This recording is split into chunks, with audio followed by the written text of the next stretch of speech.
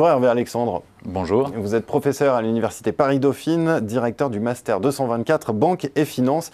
Et on va s'intéresser ensemble aux grandes évolutions du secteur bancaire. Première question, s'il y avait un élément qui, selon vous, va venir bouleverser réellement l'activité bancaire dans les prochaines années, quel serait-il ? Alors il y a plusieurs choses qui vont modifier profondément le secteur bancaire. Si vous devez en retenir un seul. Si je n'en retiens qu'un seul, en ce qui me concerne, je dirais le smartphone.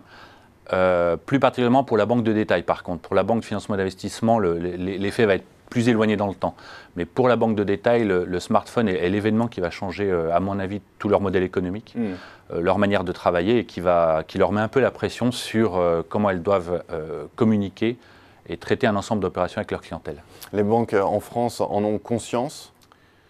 Alors les banques en France en ont conscience, mais le changement est vraiment difficile. Elles sont à peu près au même niveau d'abord déjà que les banques européennes.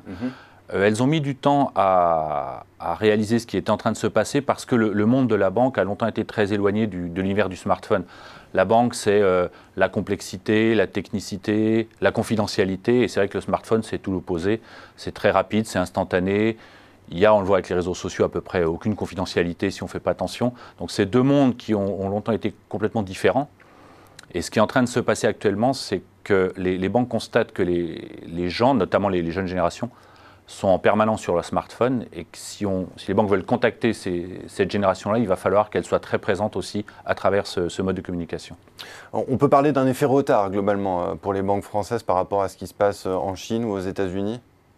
Oui, on peut parler d'un effet retard. Alors, pour l'ensemble des banques européennes, parce que je ne voudrais pas avoir l'impression que les banques françaises sont plus en retard que les autres, mais effectivement, par rapport notamment aux Chine, il y a un retard important. Alors, il provient d'une chose simple, c'est que pendant assez longtemps, les banques ont considéré le smartphone comme un canal de distribution. Donc, vous aviez l'agence, vous avez l'ordinateur et vous avez le smartphone. Et effectivement, on peut aller regarder notamment du côté de la Chine, où leur smartphone n'est pas considéré comme un canal de distribution supplémentaire, c'est une autre manière de traiter, c'est une autre manière de vendre des services et des produits bancaires aux clients. On peut parler de ce qu'on appelle une plateforme, d'accord ? Et la plateforme, si on prend le cas par exemple de WeChat en Chine, WeChat est une plateforme, à l'origine c'est une plateforme un réseau social, d'accord, avec une plateforme de messagerie, d'échange de photos. Et progressivement, ça s'étend à l'achat de places de cinéma, de tickets de métro, de réservation de taxi et de services bancaires et financiers du type paiement entre amis, mais ça c'est la chose la plus facile, paiement dans les magasins, emprunt, possibilité d'épargne. Et donc on voit bien en Chine de plus en plus le smartphone comme étant un moyen de paiement, un moyen de transaction financière de plus en plus utilisé. Oui. Il y a d'ailleurs des endroits où on refuse la carte bancaire en Chine. Oui, ça m'est arrivé parce que je vais assez régulièrement en Chine. Et il y a effectivement un endroit où Mastercard, Visa sont interdits, le paiement liquide n'est plus tellement apprécié.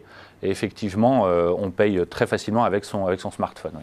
Un exemple à méditer, donc ici vu d'Europe. Merci beaucoup Hervé Alexandre. Merci beaucoup.